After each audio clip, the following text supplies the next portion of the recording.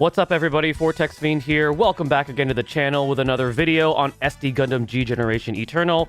So we have details now for the upcoming Gundam Hathaway banner, and it's time to ask the question, should you be pulling on this banner? We're going to take a look at the details. I've already had a chance to take a look at them on their official X account, and some of them are quite spicy when it comes to the information. Like, we're seeing some new mechanics being thrown in there, and I can't wait to cover it with you guys. Before we do that, though, you guys know the drill. If you enjoy what you see on this channel, there's a subscribe button, a notification bell, a like or dislike, and comment down below if you're planning on pulling or not for this banner and what you think so far of the details that they have teased. But we're going to go ahead and kick things off with the Kasai Gundam, which is going to be our UR limited time unit, and it is an attacker unit. So I know this question still gets asked a lot. How do you know if a unit is limited or not? It literally says it right there on the slide. If a slide doesn't have this, that means the unit will be added later to the future banners. But if it has this, you got to wait for it to come out again whenever they decide to re-release it. So anyways, the little teaser they got here is going to be the Funnel Missiles EX.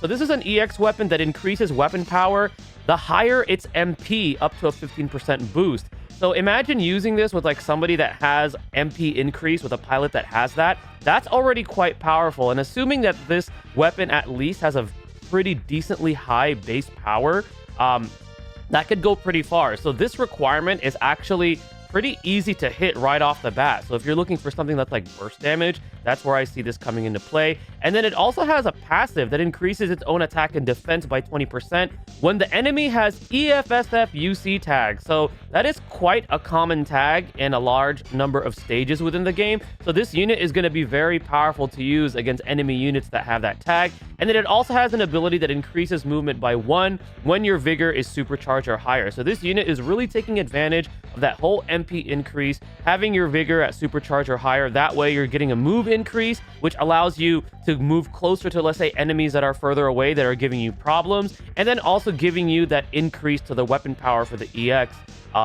when your MP is vigor or supercharge or higher. So I'd say this is quite a powerful unit. Again, they're trying out different things with like these different mechanics. They're changing things up, and I think it's pretty cool and unique that this one is going to be all about the whole vigor thing, having that increase. You're going to get essentially benefits from having your vigor supercharged or higher. But I think it's super cool, and I think it's quite powerful in my opinion. Okay, so the pilot, Hathaway Noah, he is our UR limited time character attacker pilot. So he has an increased chance step 1 time, so it's another double chance step attacker pilot. He also has a character skill that increases his own awaken by 25%. We've been seeing this more with a lot of different pilots, especially offensive ones, which I think is really cool that they focus on a specific attack stat. And then another character skill that increases his own move by 1.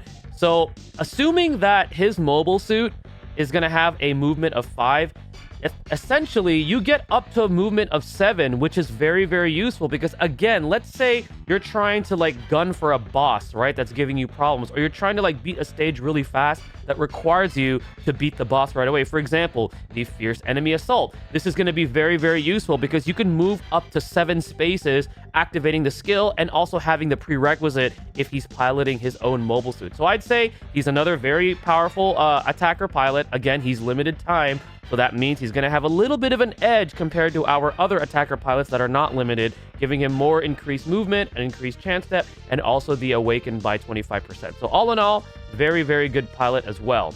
Okay, so we're going to shift gears and go right into our non-limited UR, which is going to be Penelope, our durability unit. Also has the same exact name for the EX weapon, which is Funnel Missiles EX. So this one comes equipped with an EX weapon that inflicts a debuff, essentially attack 25%. I'm assuming this goes up to 35% if it's at level 5 on enemies. But get this, this is brand new. Grants preemptive strike against enemy attacks. So essentially, if Penelope gets targeted and attacks, it's going to attack first. And the reason why this is so powerful is because it'll inflict that attack debuff first on whatever it's attacking it, right? Gives it a higher chance of surviving because that debuff is in place. And then imagine if like you're using this mobile suit with a pilot that can heal or something like that. It's going to be very difficult to take this thing down. And not to mention, it's not even a limited time UR. And we've been seeing this trend of these non-limited URs actually being quite good or having something that sets them apart from our other, UR units that are not limited. So I think this is really cool. This is very powerful. This is something that I wish Death Scythe had, because Death Scythe was kind of like that bruiser counter tank, but I wish Death Scythe had something like this, but it's cool that Penelope does. This is a really cool ability. And then also has an ability that increases movement. Wow, okay. So it's essentially the same as the Kasai Gundam, but increasing movement when vigor is supercharged or higher. So for a non-limited time UR unit, it's pretty impressive in my opinion. Very, very cool. And then the pilot is going to be Lane Im. I hope I'm saying that correctly. So he has an ability that increases own attack by 20% when countering while piloting a durability unit. That's quite good. So he's going to be dealing more damage if he's using a durability unit. And then also has a character skill that increases damage dealt to enemies. So a more offensive type durability pilot. Again, very similar to Duo and Death Scythe in my opinion, because they're more of like an offensive, like a bruiser style defensive pilot. But that preemptive strike on his own mobile suit, in my opinion, is super strong, because again, you inflict that debuff first, so the damage you get dealt is going to be less, and it's a durability unit, so durability units have a higher chance of survivability, and you're also dealing more damage, assuming that he's piloting a durability unit. So, in my opinion, for a non-limited UR, again, very, very good. Again, we're seeing this trend with these non-limited URs having something that sets them apart too. And finally, the UR warship is going to be Gigi Andalucia. I hope I said that right. And the Haunzen Flight 356 is the name of the warship. So this one is a bit different because it focuses on 2 different series rather than a specific tag.